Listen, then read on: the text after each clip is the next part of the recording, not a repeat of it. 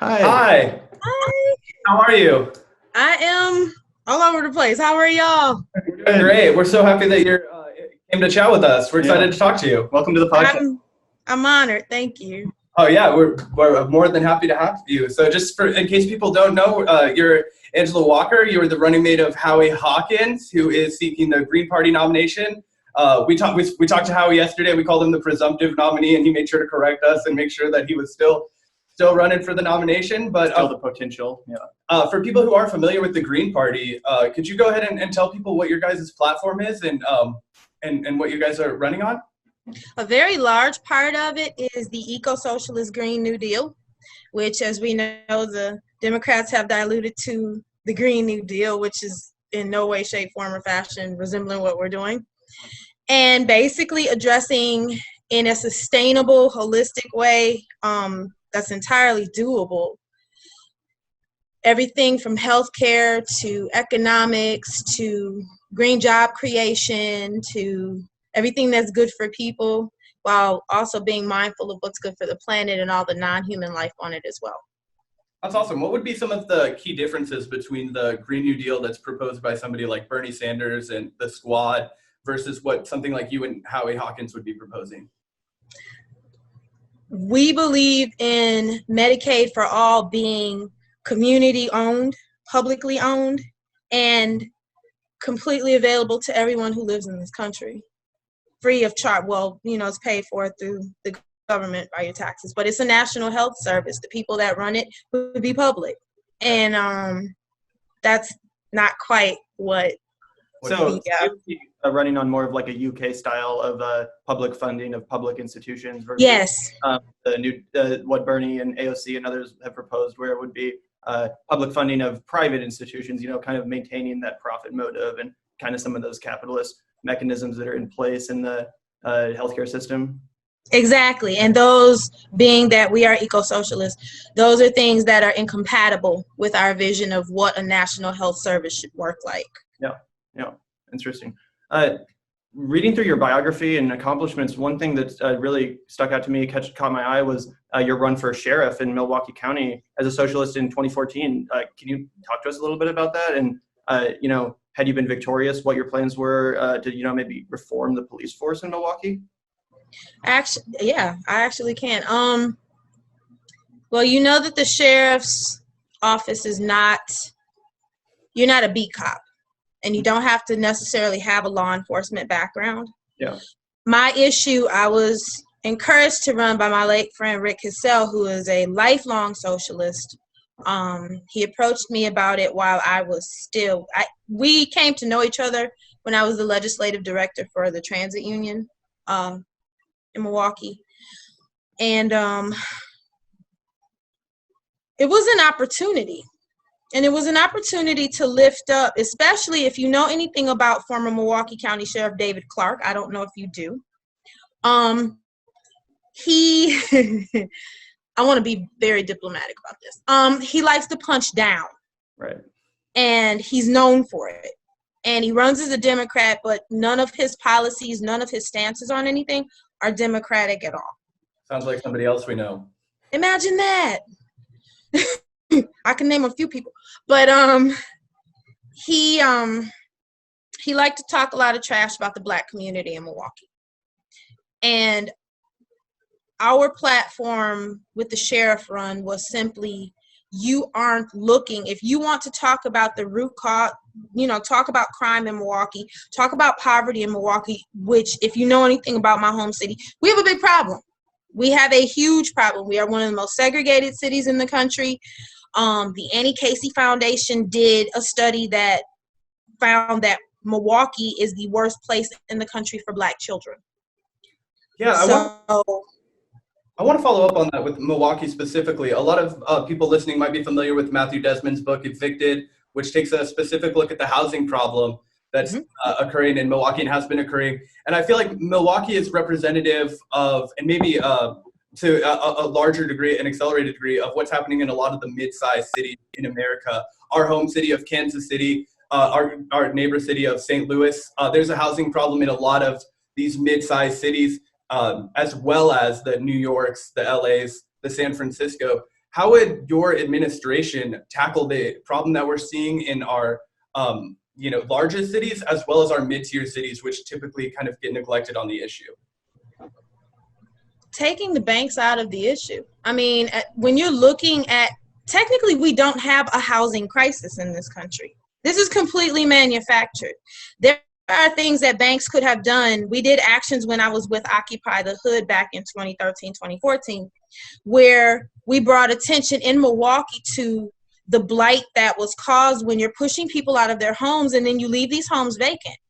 And these banks are not doing anything for upkeep of the homes. They're not doing anything to keep the residents there. And blight attracts crime. Blight attracts, it lowers everyone else's property values. And so we brought it to folks' attention that the banks made this mess. And this is not an organic housing crisis.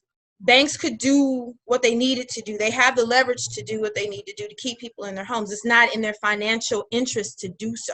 Yeah. And so if you're wanting to address what's happening with housing in this country, is where you start, and call banks out on the fact that you're not willing to do this. You have the opportunity to do it. And so moving them out of the way and calling, at least during COVID, part of Howie's platform for COVID relief or relief during the pandemic is calling a moratorium on evictions, foreclosures, and utility shutoffs, and implementing measures similar to that going forward. Is that if you have the will to keep people in their homes and take the profit motive out of it, then we don't have a housing crisis.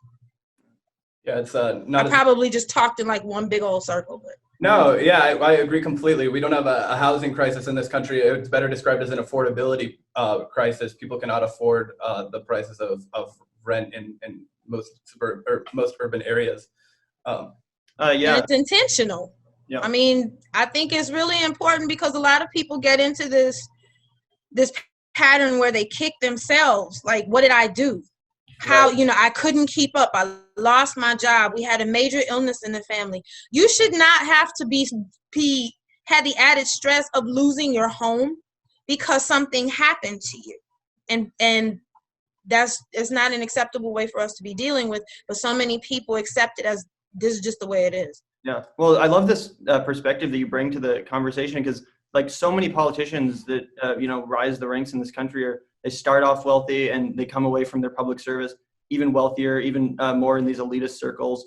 I love the fact that with you and Howie Hawkins' run, you bring this experience as labor organizer and as you as a bus driver to the conversation. How does this experience impact and inform your platform? And how do you think it improves the national dialogue around workers' rights to, center your guys' voices? That is the dopest question ever. I think part of what gives people hope about things is when they see themselves in you. I drive a truck. I mean, I went to college, but I didn't finish. I don't have a string of degrees behind my name. I mean, I'm not, dumb, but you know what I'm saying. People need leadership that knows what it or knows intimately what it feels like to be them.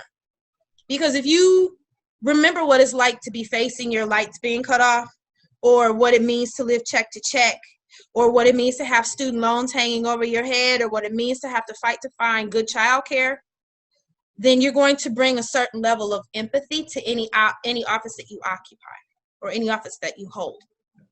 And I think that when it comes to workers' rights, we know what it is to be workers. It's just that simple. I mean, what it is to have, I live in a right to work state now, and to have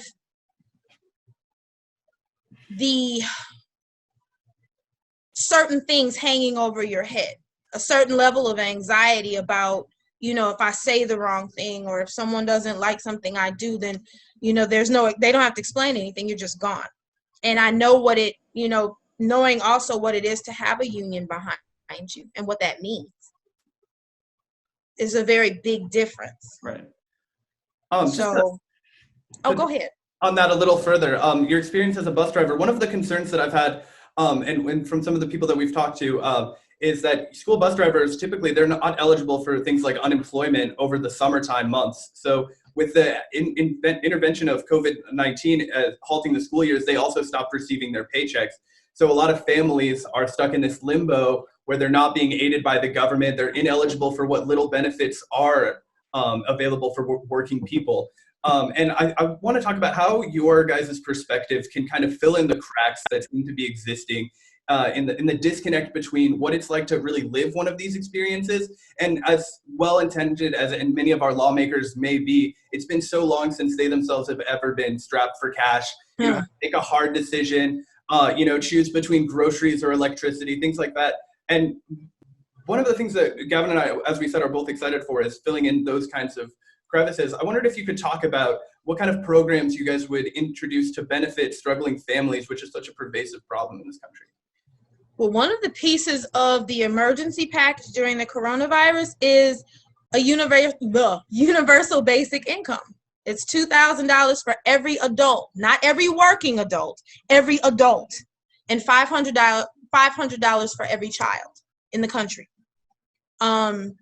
Because people need a safety net. They need something to be able to kind of keep them going through this. And then also not having to worry about, if you get sick, accessing healthcare, because that would be part of the Medicare for All package.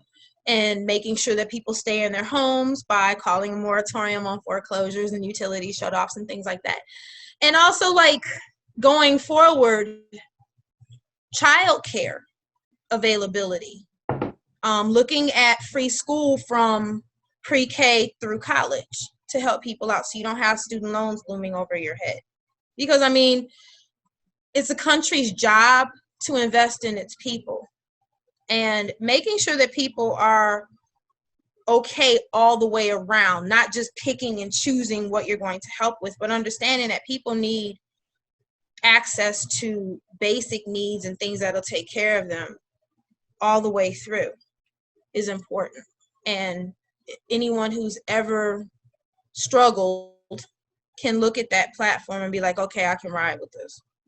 Yeah, I think it's great that the Green Platform is introducing the universal basic income into the conversation, because it's such a missed opportunity if the Democrats actually wanted to be a leftist response to the Republicans right now. It seems like such an obvious program to embrace. So I'm really glad that at least one of the parties in this country is putting that forefront right now, because it's such an obvious and necessary mitigation thing that would help with so many families right now. So thank you for talking about that.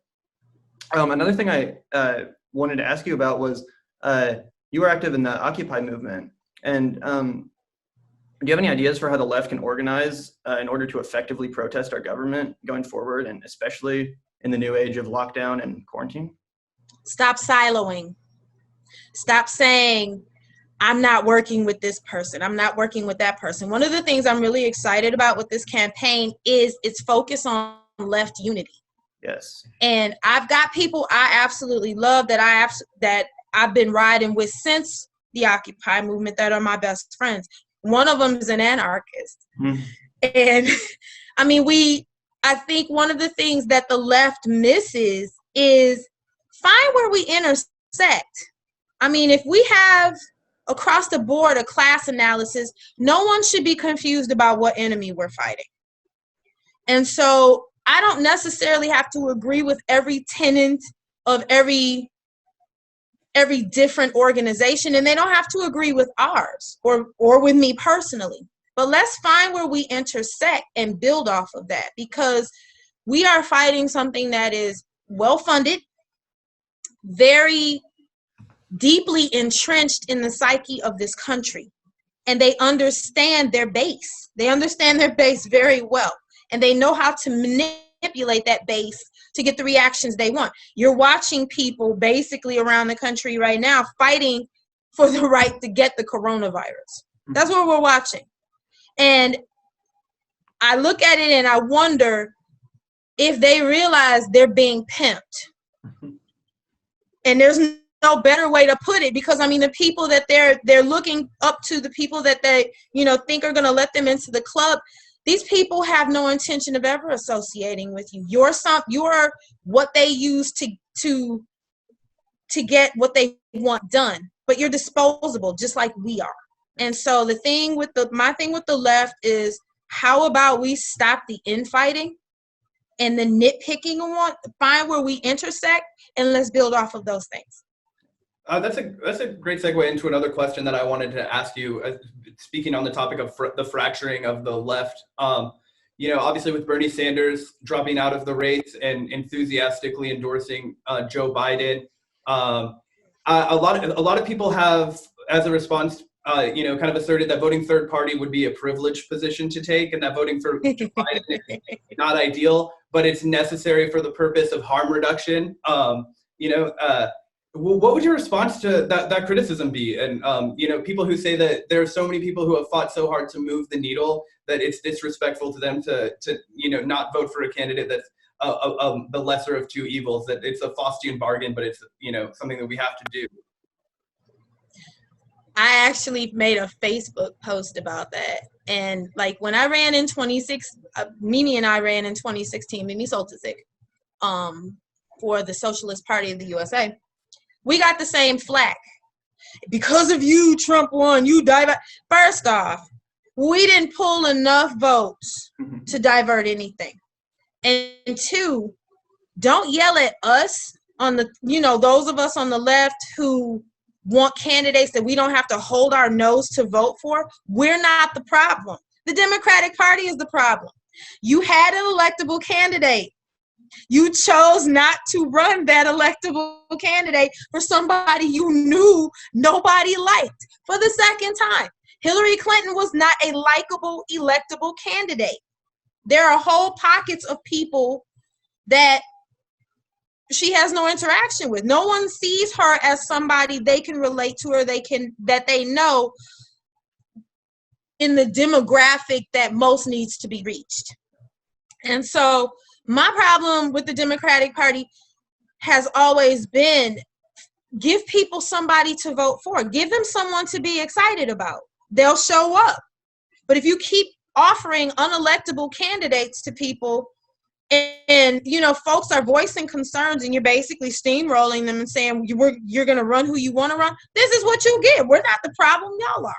And I have no problem telling them that. Yeah, to follow up on that, it's in a perfect world where in January you and Howie Hawkins are inaugurated, how would you